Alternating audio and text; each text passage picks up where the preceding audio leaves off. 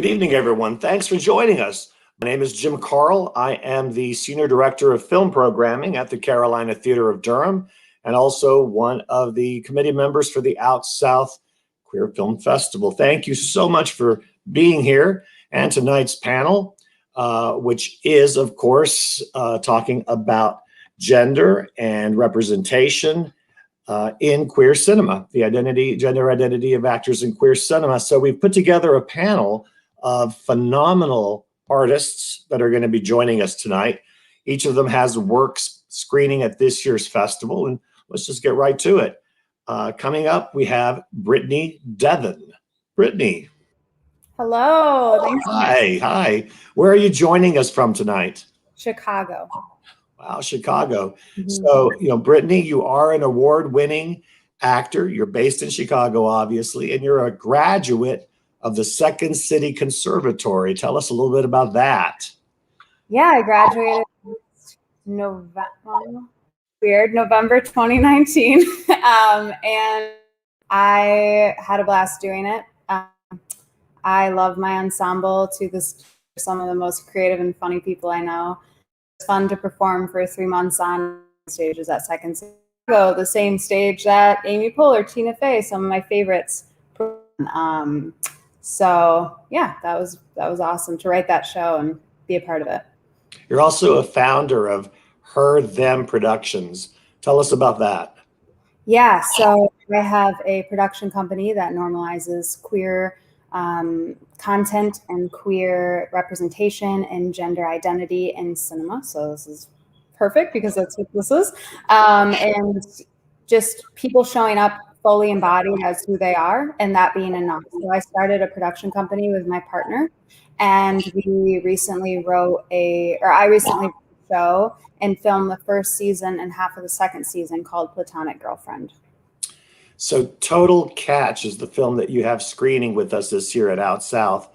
But if I were an audience member, and this is the first time I met you, this is not your first film, is it? Or is it? Or how many other pieces of work, cinematic pieces of work, have you done? Oh man, I've probably done about 20 different short films. I've done 4 national commercials, and I was in a TV show a long time ago. But yeah, I just do a lot of independent stuff. And this is my first one I have part of in this capacity, and am kind of in the forefront of the team, and not just because I'm the only one in the film. So it's been really awesome to be a part of it in that way and really take the reins. All the other ones, if they're a part of any festival, I haven't been able to be a part of anything like this, so it's really cool. So is it safe to say that filmmaking and everything that goes along with it is not just a passion? This is your career. This is the moneymaker for you. This is what you do for a living and make a living on. Yes. Well, that's wonderful. That's not something that a lot of people get to do. So I'm happy that you're able to pursue your passions and make a living at it, which is very important for a working actor. Yeah, thank you. I appreciate that. Next, we're going to bring in Mariella Kai, who only goes by the name Kai, but we're just going to call her Kai. You're an Australian writer and director based in Tokyo, Japan. Where are you joining us from right now? I'm in sunny Australia right now. What time is it there? It's 10:30 in the morning, so I'm still on coffee o'clock. Well, thank you so much for joining us. You said you're in Australia? Yeah, thanks for having me. And Between Us is your debut role as an actor. And Absolutely. You actually play the non-binary Canadian partner in Kalila's Between Us. Tell us a little bit about your past and why did you choose this particular role to make your debut? Or did Kalila choose you? It was very much a joint decision. I initially saw that Kalia was looking for someone for this role, and I really, really liked what Kalia had to say about looking for authentic queer people to play this role. And I had absolutely no acting background whatsoever. I've very much been crew for all of my life. Well, not all of my life, but since I graduated, basically.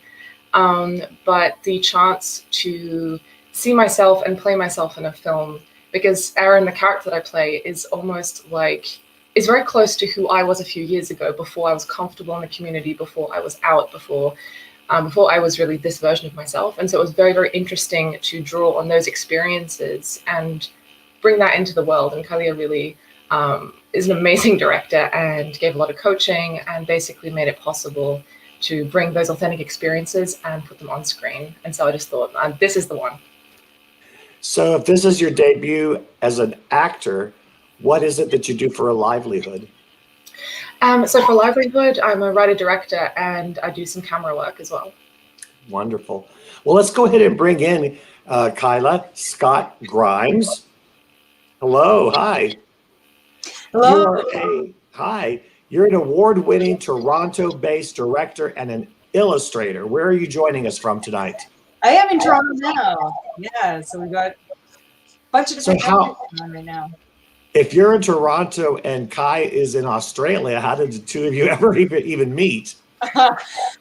Well, I also used to live in Japan, which was the whole impetus for making Between Us. We'll probably go into that later. But so Japan was my home, and I was making my master's thesis film. I wanted to go back to this place that I loved and finally tell a queer story of it, like in this small town that I had lived in. And I was pretty sure that I wasn't going to find people through regular casting agencies. The other character in the film, the character is a trans man, and really wanted to find the right person to play that role. And so I can't remember, I think I found you through Facebook or something, Kai.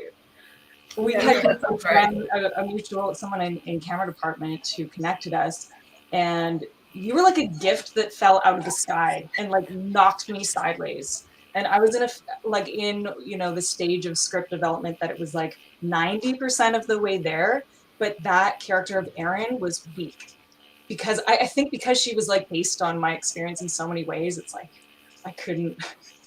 I wasn't truthful yet with that character. And Kai came forward, and I remember you saying, "Okay, this is a trans story, and furthermore, what's the identity of this partner, and where are they at? Where is she at?" And I think it opened a can of worms for me, which was actually where I had wanted to go all along.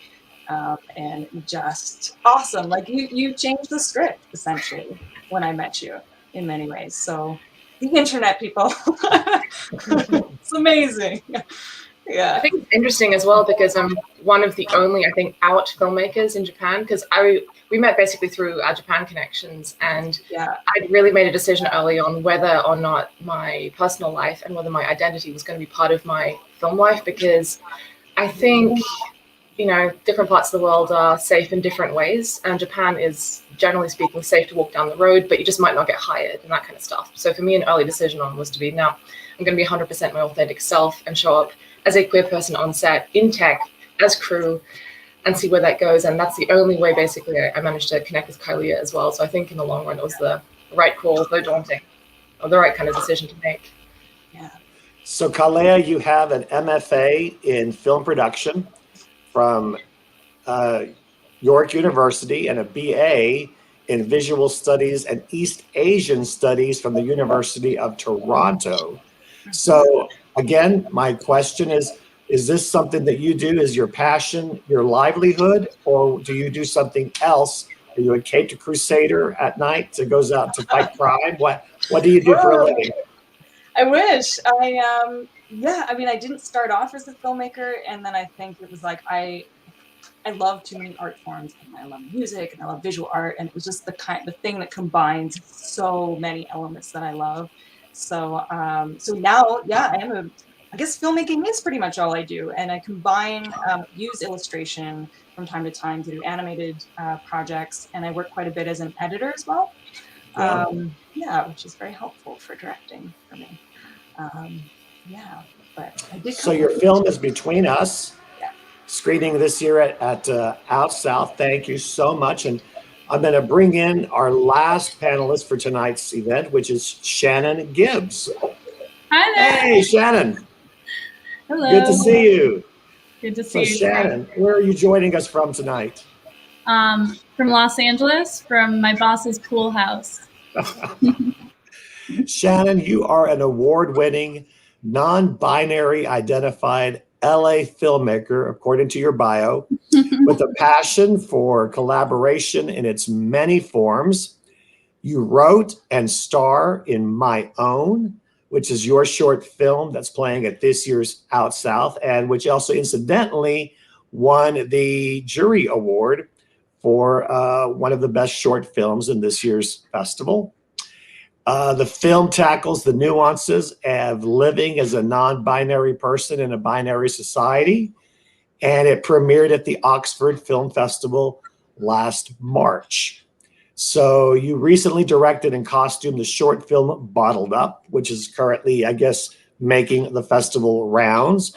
And you're currently costuming 2 shorts while writing and rewriting an exciting new project that you're planning to shoot this fall. So again, my question to you is, sounds like you come from maybe perhaps a costume background with all of these costumes that you seem to be making. Tell us a little bit about your background and how you came about to make this particular short film. Wow, yeah, it's actually all kind of interrelated, the themes of this film and what ultimately drew me to a pretty fresh career as a wardrobe stylist these days. I think being an assigned female at birth, non-binary person, I grew up with this notion that there were, I just felt sort of funky about girl stuff. I'm sure there are other people here who can relate with that. But my piece is about ballet and this person who doesn't see themselves represented in the male or the female dance and finds themselves having to create their own dance. One of the things that I've felt funky, dysphoric about my entire life is the realm of clothing and women's fashion and things like that, and my place in it. I think I've always had an interest in things like that, but felt sort of, just dysphoric about that world and this idea that part of being a woman is a certain taste level, a certain knowing exactly what one should wear and fashion brands and things like that. And I think I had always wanted to be sort of more out of the box about it and create my own patterns and things like that. My own keeps coming up.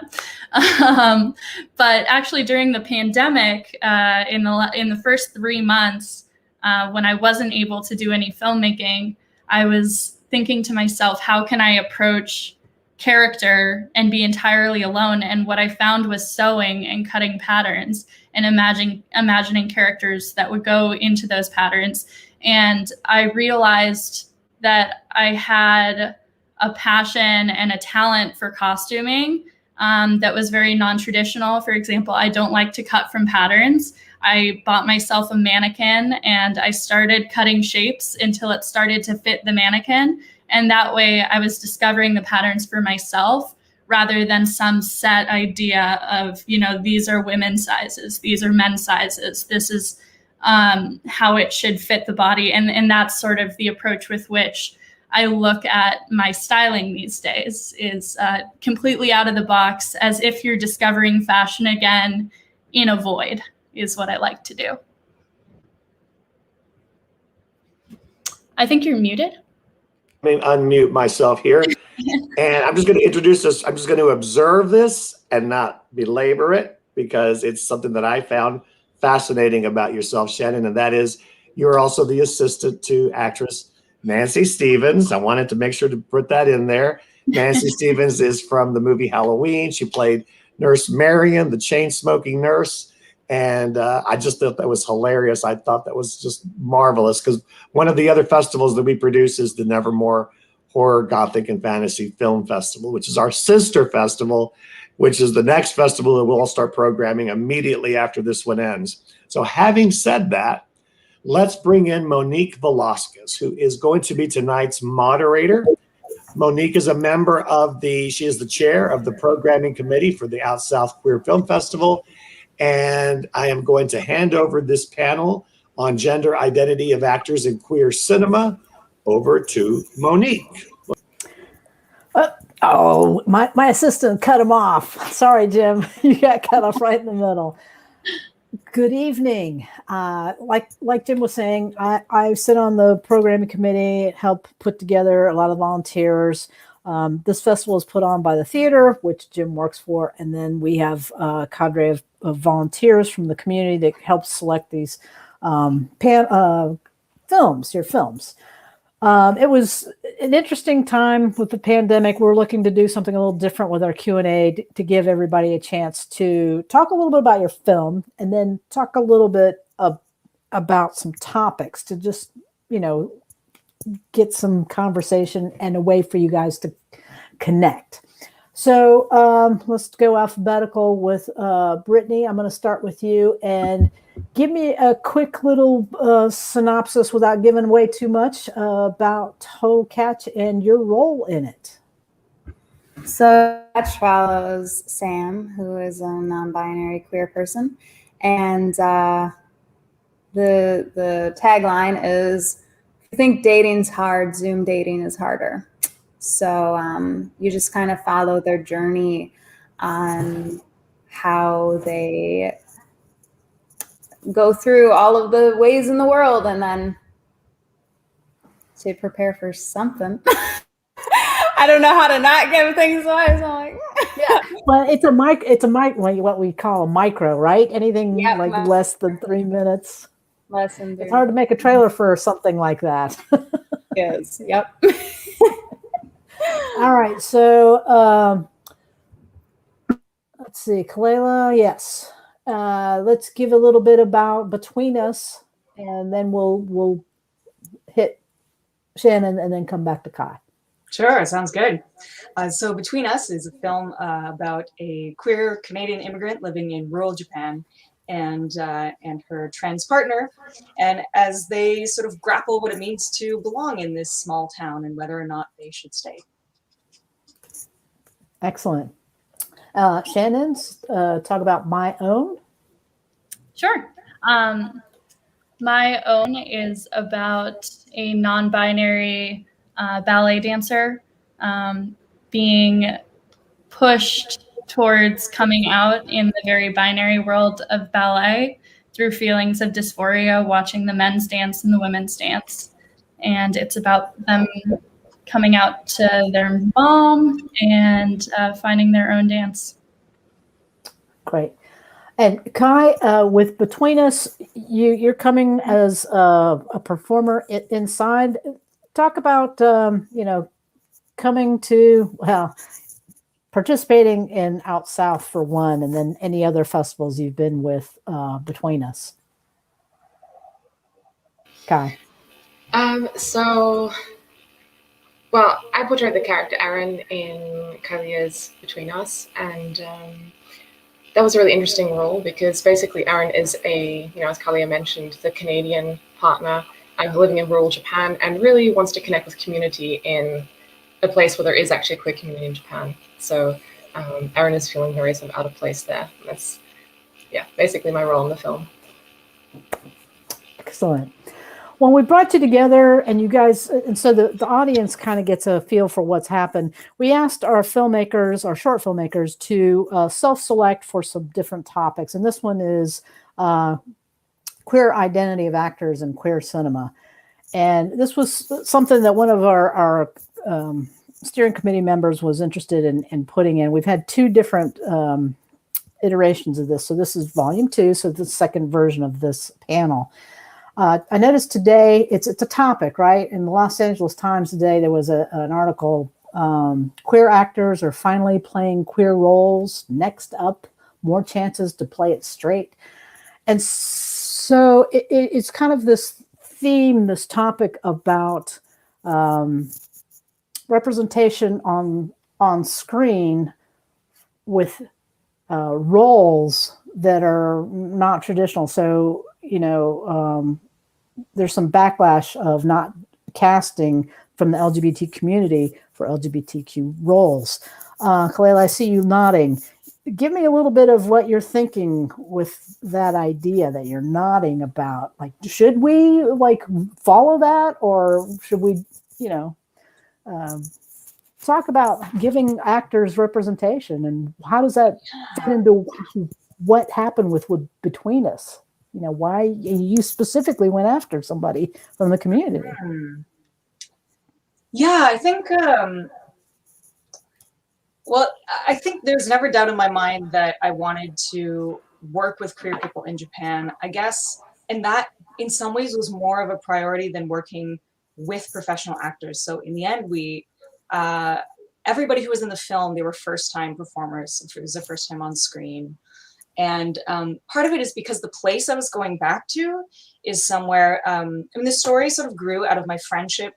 My best friend while living in Japan was a trans person, but was sort of the only person that I knew who was from the sort of queer community. And it was so invisible in that town that I was living in. And there was this sort of like one secret bar that people could go to by word of mouth, and so if you knew about that place, that's like where you could find people. And so I thought that by doing a film, and because it's fiction, that I could bring queer actors to the screen, but without necessarily outing them wherever they were, if that wasn't part of what they were comfortable with or what they wanted to do.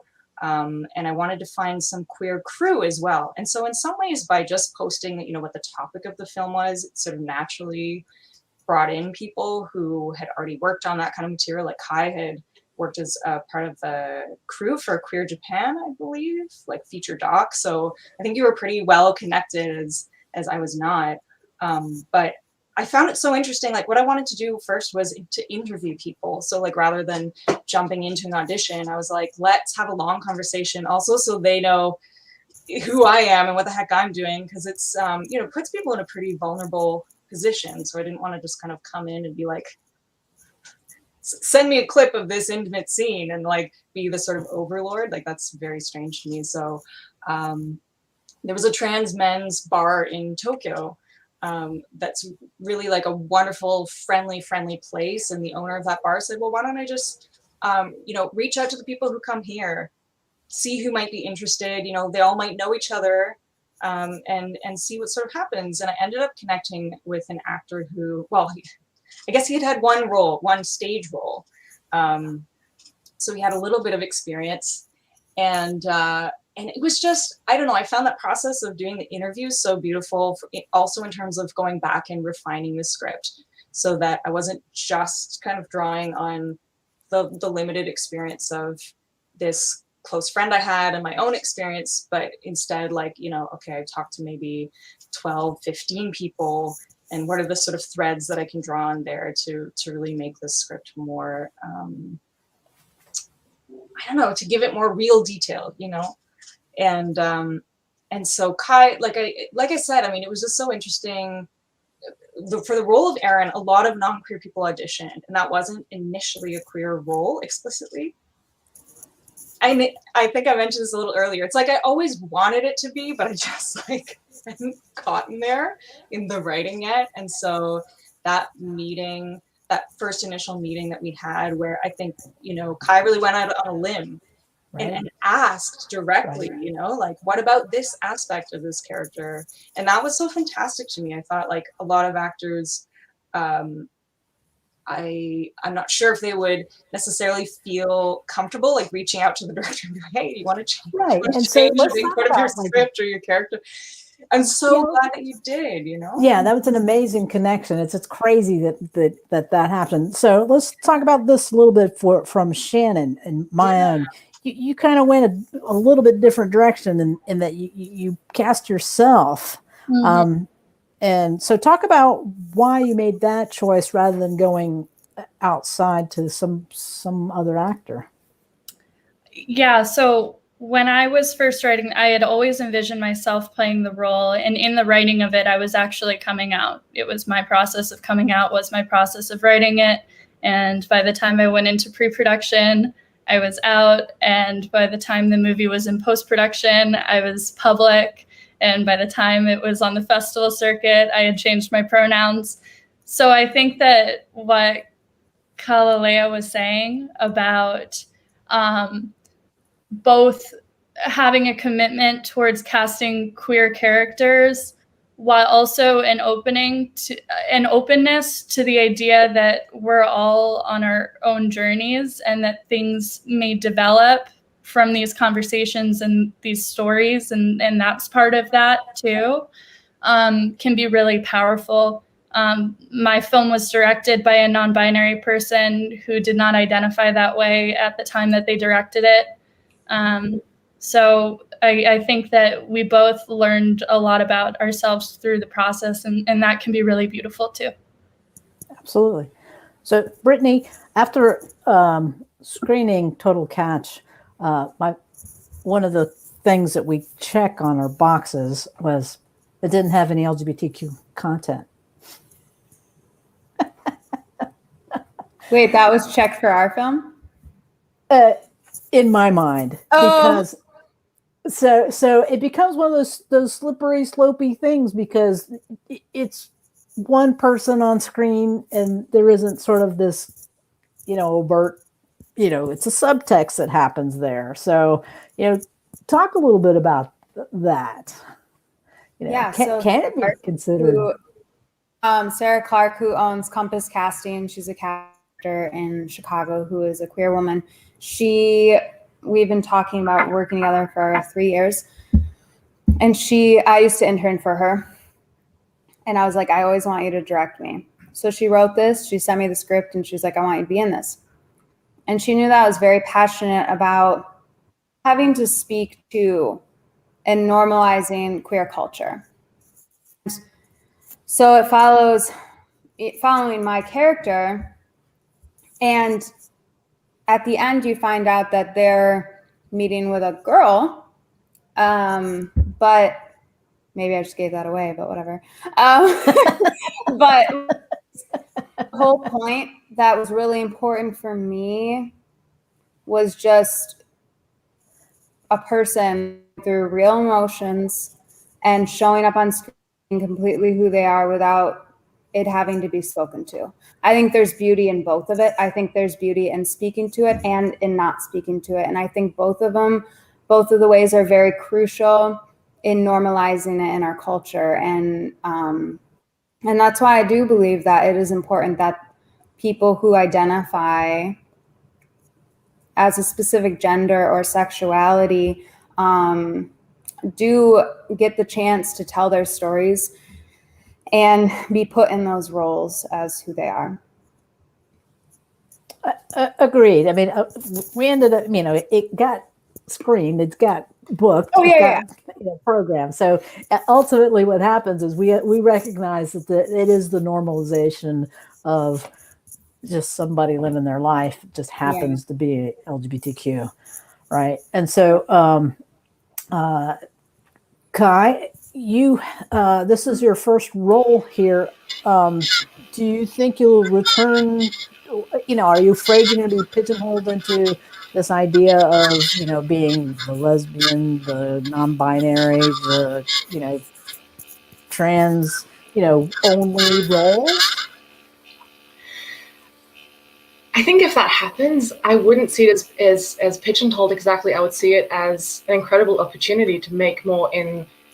It's a huge community, and there are so many different stories within that. And I think for me, it's more about telling those stories, and whether it's in front of the camera, whether it's behind the camera, I think in so many ways we need more, not only queer narratives, but queer filmmakers. And if I made only queer content for the rest of my life, I think I would still have a lot to say, and I think the world would have a lot to see, a lot to experience, just even within that community. Simply because I think there's texture in filmmaking, and when it comes down to even kind of beyond, as Brittany was saying, like even beyond kind of the overt queer narratives within a film structure, even when you look at queer camera work or queer editing, there is a texture, I think, in making a film where there's an aesthetic, there's a rhythm, and there's just a richness. And in Concrete Trans, for instance, not portraying people necessarily as binary, not showing people's silhouettes in a way that's very masculine or feminine. There's so many ways we're used to seeing people as kind of these two separate entities. And I think, yeah, if I could get pigeonholed, I'd be delighted. Well, this is interesting because the first iteration of this panel, it was older, skewed older, and they tended to believe that they weren't going to pursue sort of like having that as being like the number one checkbox, and that they were afraid to ask character or the folks coming in auditioning about whether they're in the LGBTQ community, because they didn't want to get them not blacklisted, but getting, putting them into a position where they might not get work, which is very interesting compared to. Go ahead, Shannon. I've been thinking about this a lot recently, and how even if I were cast as a cis female role, I still think that my portrayal there would be an energy to it. There would be a representation to it. I've been thinking a lot about how casting in general needs a bit of a reframe, as does society, right? And I want to live in a world where my appearance and my energy are taken into account with the same levity in the casting room. So there's my appearance, and that's relevant to casting. And then there's my gender identity, which is also relevant to casting. And one example that I've really been thinking about, just in terms of reference points for my own career, is, we know that non-binary people, when they come out, they've been non-binary, right? It's just a coming out, or, trans mask people, etc. And I think about Elliot Page and Juno, and how they had a genderqueer energy in that film that brought so much humor and heart to it. And they were, I believe, cast for that reason and with that energy in a way that the casting directors couldn't probably put words to. But casting for energy and the gender energies that we bring to things, although there haven't been words for it, is something that's always been done. And now we can reframe it with pride. I think the Los Angeles Times article that came out today, I think you'll find interesting, that supports that idea. Go ahead, Brittany. I just want to speak on what Kai and Shannon both said. And I feel that as a non-binary, and I'm speaking for myself, but I also, the community, as a non-binary person and a queer person, there is a level of breaking away from the binary, seeing the world through new eyes and with new energy.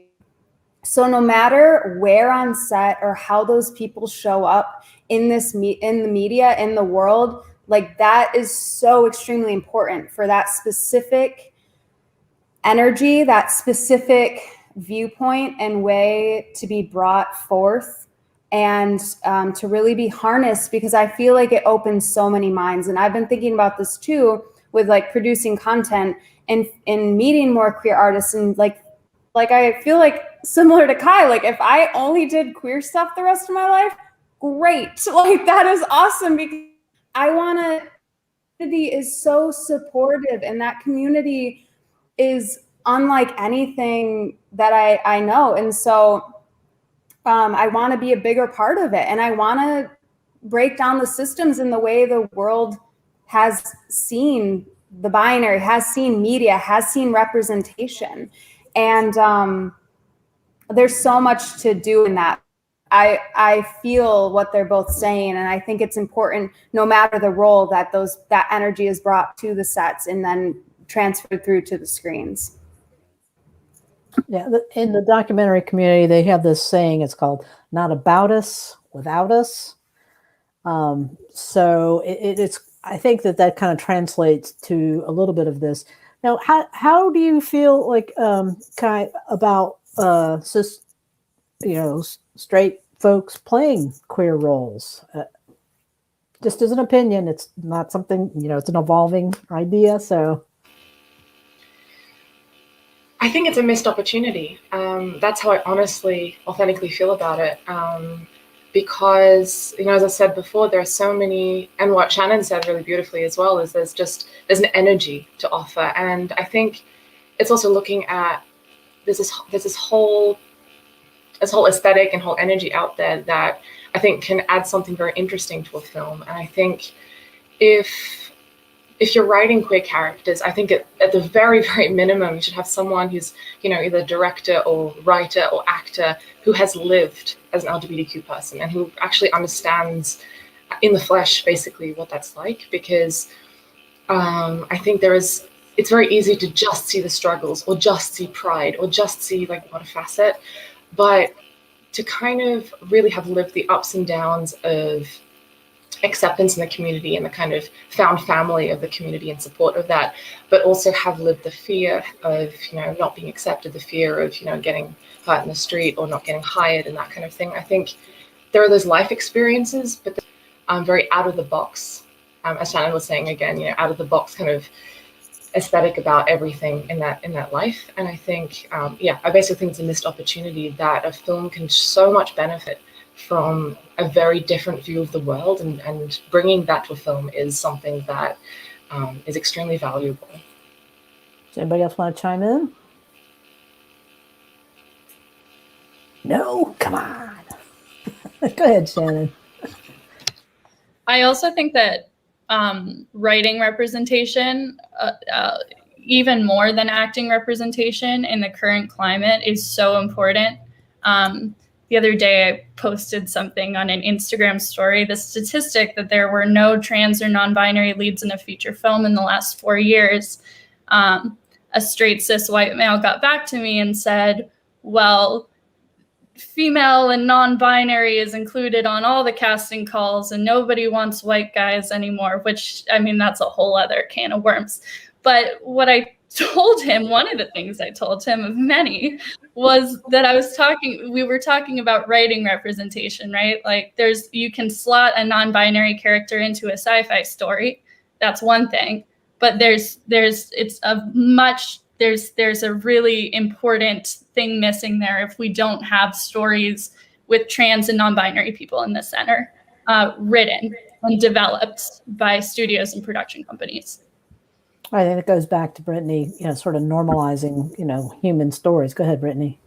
Yeah, and I just want to go off of that and say that that's something I've known. I was out for over a year, myself and my partner and my close friend, before I made a decision to my agents, and I knew change things, and I was excited once I did, but I didn't want to be like a motivating thing for them or twisted in any way, and I just really wanted to embody and root that for myself. And once it was kind of like this feeling of, they're non-binary, throw them in the room. And all of the scripts that I would get it was very clear that it wasn't written by someone who understood. And it would speak to it. And that's kind of where my passion about just existing as who I am and also being that in the world would kind of came from. But every script I would read, it was like, I am not a woman, or I am non-binary, and it had to say it. And I was like, what else is saying it? Who else on screen is saying that in that same way? It just wasn't in a supernatural. So I'm just saying that to say that, like, in the writers' rooms, I feel like it is very important for that representation as well. And I've just seen that in the auditions and the scripts through major networks that I think it's really important to expand out and to really make that a huge topic as well. Well, I mean, that goes back to, you're given these scripts and you feel this less than authentic voice being, on the page. You don't want to turn down something if it's offered. So how do you proceed with the idea there that it may not be a true authentic? You go on and you hope to influence because of your presence.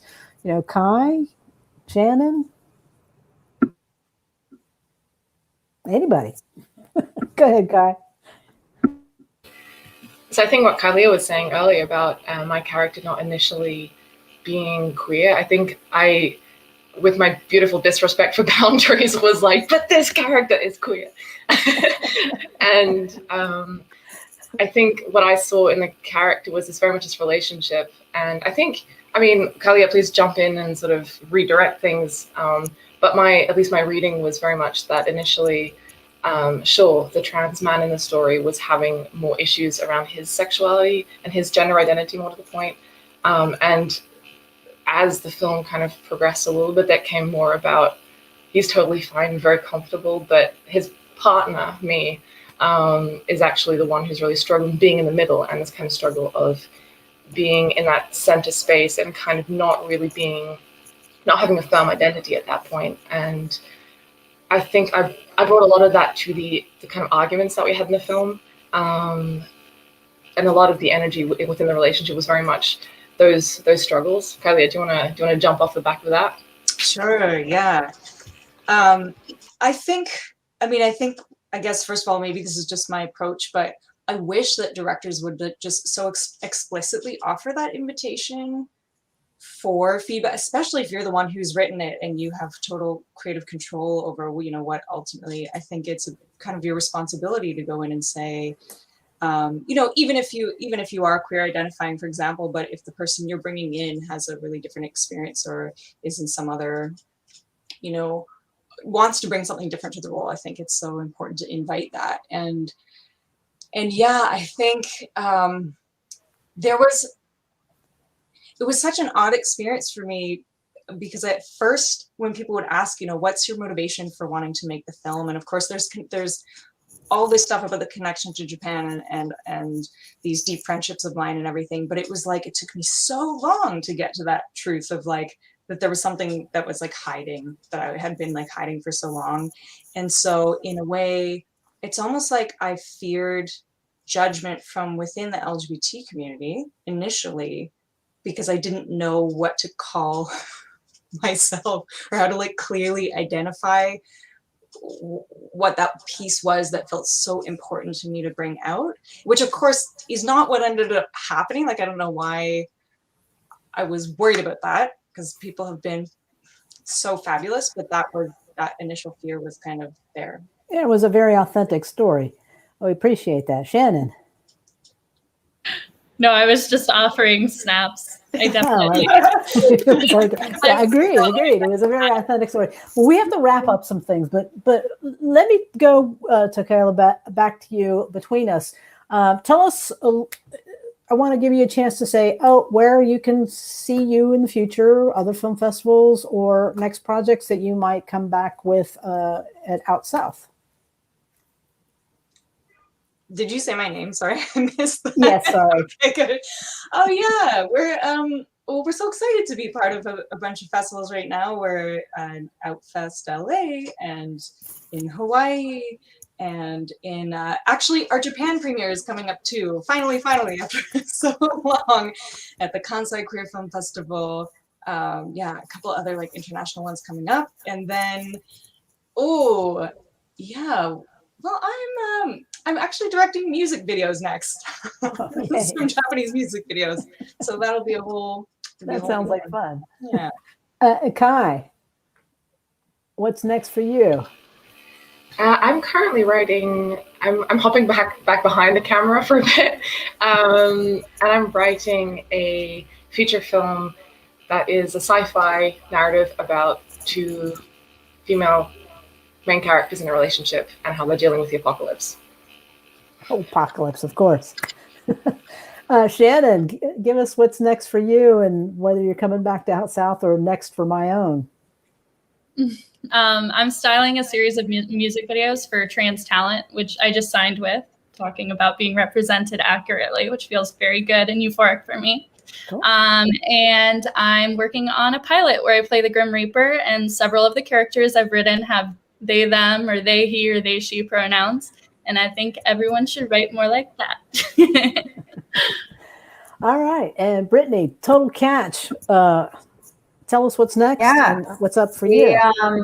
Well, this end of this month will be also at Los and that Queer Festival, and then East Village Queer Festival, Long Beach Queer Film Festival. I've been working on my platonic girlfriend. just seeing what comes next.